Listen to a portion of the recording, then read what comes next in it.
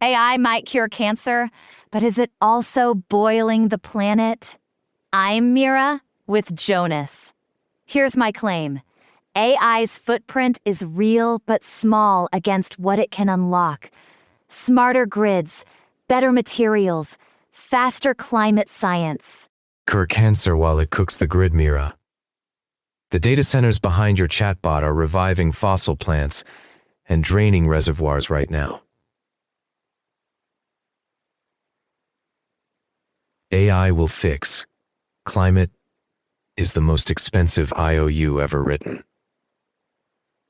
So that's the real question. Not whether AI uses power, of course it does, but whether the demand is a crisis or a manageable cost. Let's start with the number that's scaring everyone. Start with the IEA, not exactly radical. Their 2025 report projects data center electricity, roughly doubling to nearly 945 terawatt hours by 2030, with AI-specific demand tripling. That's a new Japan's worth of power. And look at what that demand is actually building. To power its AI, Microsoft signed a 20-year deal to restart 3 Mile Island. 835 megawatts of carbon-free electricity coming back online. The build-out it's driving is clean and firm. Restarting a nuclear plant the year after we retired, it isn't a climate win. It's running to stay in place. And most of that new demand isn't nuclear. It's gas, today, with emissions you can measure. So, hold that, because the scary aggregate hides the unit cost. The real question is what one use of AI actually costs. And when researchers measured it, the number is smaller than the panic. Smaller per use, maybe. But you don't get one query. You get a billion. Tell me the per-use cost still comforts you after you multiply. Even multiplied, scale it honestly. Researchers at Hugging Face and Carnegie Mellon measured it. Generating one AI image uses about as much energy as charging your phone. The footprint per use is real, but it is not the apocalypse. It's a phone charge. A phone charge 1 billion times a day, plus training runs that dwarf it. Picture a town that loses its water pressure so a server farm can stay cool. The cost isn't abstract. It lands on someone's tap. Which is the cost we have to count honestly. So let's. Water. That's the one people miss, and it's the one that should make us careful. It should.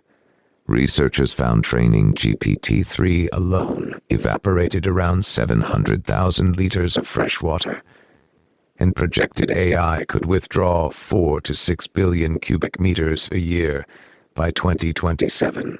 That's the water footprint of entire countries. Those numbers are real, and they're also why efficiency is the fastest moving thing in the field. Chips, cooling, and water recycling improve every cycle. The cost is falling per unit even as the total climbs.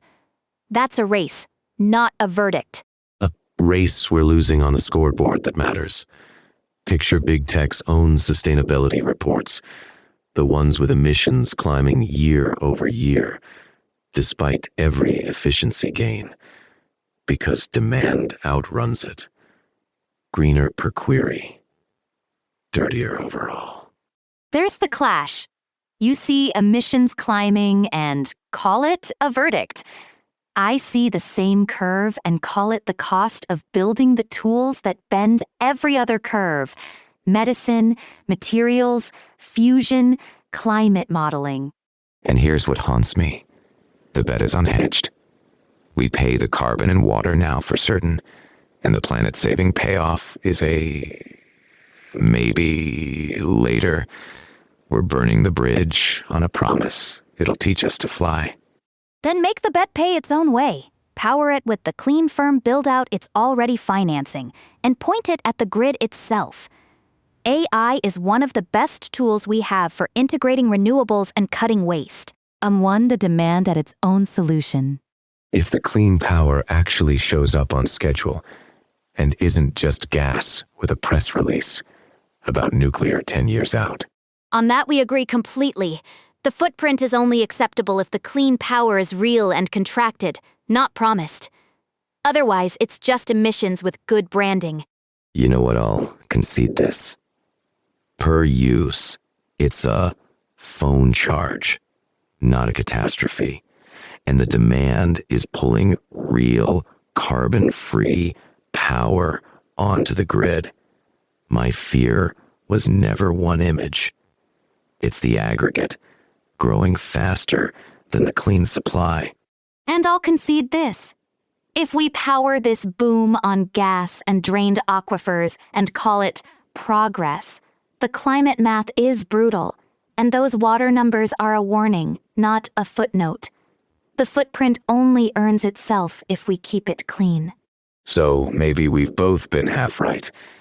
It's a genuine strain on power and water, and potentially one of our best climate tools, riding in on the very same build-out. That's the house view. The wrong fear is the chatbot boiling the oceans. The right one is letting the boom run on dirty power when it could run on clean, and could help build it. Aim there.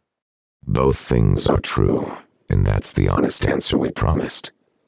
I'm still the skeptic, but a more open one tonight. And yes, these voices and visuals are AI. Every source on screen was real.